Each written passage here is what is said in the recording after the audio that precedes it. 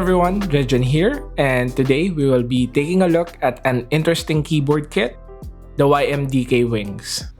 So the Wings is an Arisu layout, 65% aluminum keyboard that has an integrated plate and accent RGB. It supports PCB mount stabs, and unfortunately for now, you will need to solder the PCB to assemble this keyboard. I did reach out to the vendor and they did say that they are working on a hot swap version of the PCB, so you might want to wait for it if you don't like soldering like me. Since I prefer hot swap keyboards, upon receiving the kit, I immediately sent it over to Zion Studios for Mil-Max conversion.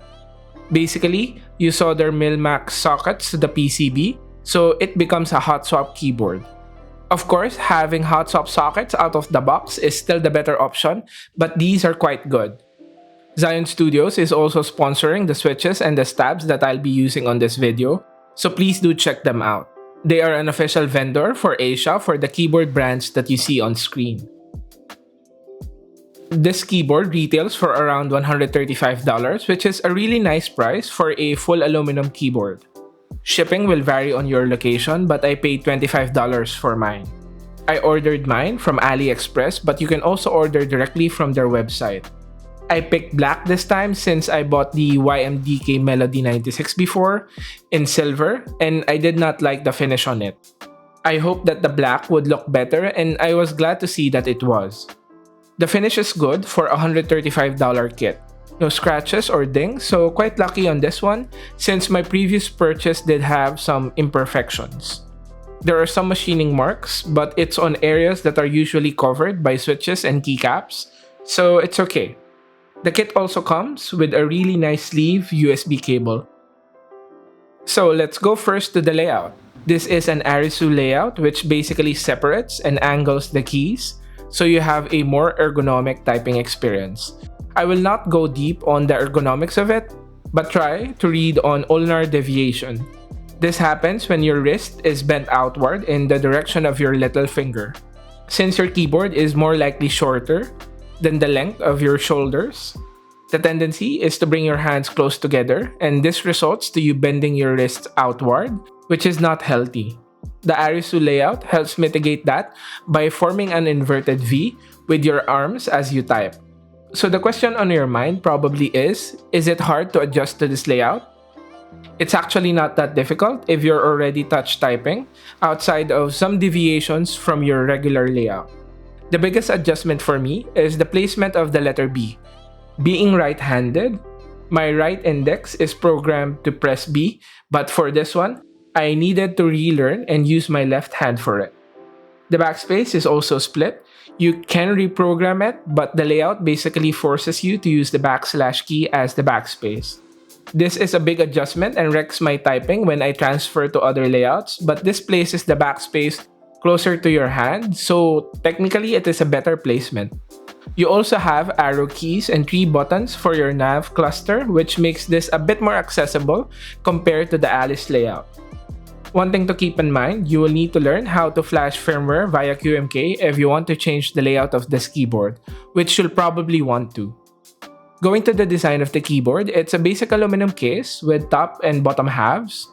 There is a plastic diffuser that shows off the accent RGB. It's not frosted, so there are hot spots on the RGB. The LEDs are also far from the edge, so it's not as bright. USB Type-C socket is recessed and is placed where the separation is on the keys, so it looks balanced even if it is off-center by a bit. You get metal feet that elevate the board at an angle. Overall, I like the design, the accent RGB, and it goes well with the white on black keycaps that are quite popular in the market.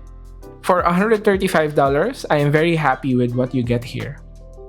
Going to the typing experience, well, it's an integrated plate, so it's super stiff. The sound, if you watch Tay Keyboard's video on it, then you know that it is really loud and it is quite hollow. I will try to dampen that sound a bit on this video. I wanted to keep it a budget build, so I got some JWICK Red switches from Zion Studios. These are linear switches that are supposed to be manufactured by JWICK, but I am not sure if that has already been confirmed. Quite affordable for less than $20 for the kit here. Keycaps are Enjoy PBT ABS Double Shot for $60. The first test is without any foam and with stock stabs. It was a bit too loud for my liking, so on the second test, I used KBD Fans module foam in between the case and the PCB, and I also put in very minimal foam beneath the PCB since I did not want to block the underglow. The stabs that came with the kit were okay, but they were wobbling a bit, and one popped out when I was testing out keycaps, so I decided to change it with some Durock V2 stabs on the second sound test.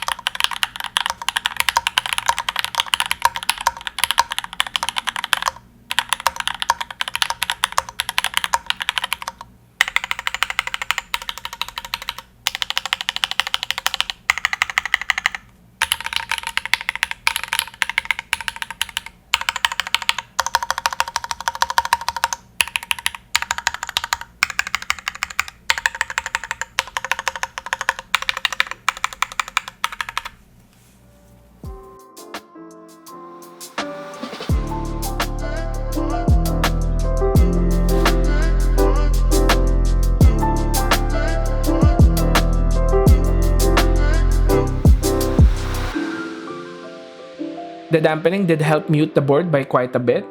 The alphas sound okay, however the mods sound very hollow. The Durock V2 stabs are really solid, and when I was starting, I used to get really frustrated when I couldn't make my stabs sound better, but sometimes you just need to buy some quality parts and that makes all the difference. The JWICK switches are quite smooth and I'm really very happy with it for the price. However, they are a bit too high pitched and it was not a good match for this keyboard. I lubed some Durcok POM Linears with TriboSys 3204. These are made of POM, which should have a deeper sound and they are buttery smooth. The Enjoy PBT ABS keycaps are a good match for the keyboard visually, so I decided to stick with it, though I was quite tempted to use some cat alphas. Here's the final sound test.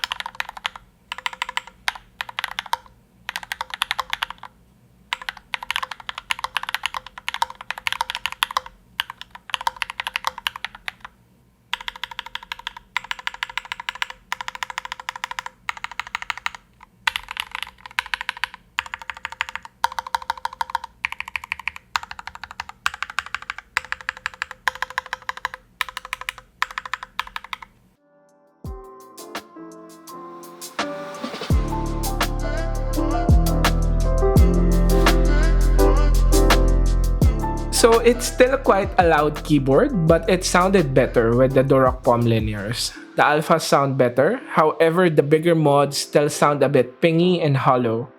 Overall, the typing experience is not really a strong point of this keyboard. The integrated plate is stiff as expected, and the board is way too loud, and that's just a compromise that you will have to deal with at this price point. I would want to rebuild this one with some Gazoo silent bobas. That will lessen the stiff typing feel and silence the keyboard. As for the competition, well, this one's difficult since it is impossible to track every custom group buy in the market and when they will be available. For now, what I know of is the Abasic Keyboard at mechkey.store, which is currently on pre-order. They will have an in-stock sale on June, and I will be receiving a review copy of this keyboard, so do subscribe and turn on notifications so you don't miss that one. KBD Fans has also released the Maha before. However, I am uncertain whether there will be a rerun of this one. If money is not an issue, offerings like the Ergonomics Easy and the Moonlander seem like really good options, though you will need to pay upwards of $400 for a kit. I myself want one, but that price tag is just way too high for me. So to summarize, the YMDK Wings is a good keyboard kit for the $135 price tag. It is stiff and really loud, but those are compromises that you need to make to be at this price point. For now, it is not beginner friendly. You will need to learn how to solder and how to flash firmware via QMK, but if you can accept that, then you'll have a keyboard with a layout that is ergonomically better, though it will need a bit of adjustment. It looks quite unique on the desk, and the accent RGB keeps the design interesting, though I hope they come up with a hot swap version soon to make it more accessible for beginner enthusiasts. And that is it for this video. If you enjoyed that one, please do consider subscribing and turning on notifications. And I hope I have helped you in deciding whether this is the keyboard for you. See you on the next one. Bye!